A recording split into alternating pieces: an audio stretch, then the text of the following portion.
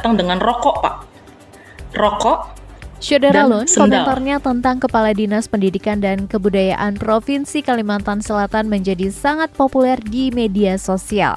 Amalia Wahyuni, seorang guru SMK di Banjarbaru, menegaskan bahwa meskipun ia sempat diminta untuk menghapus video unggahannya, ia tidak mau plin-plan untuk menyuarakan kebenaran.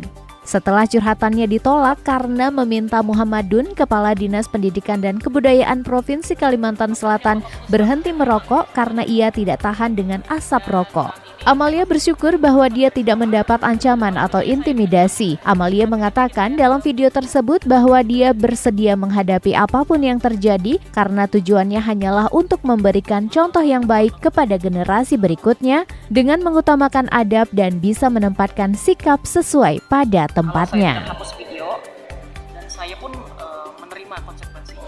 Apapun yang Bapak putuskan.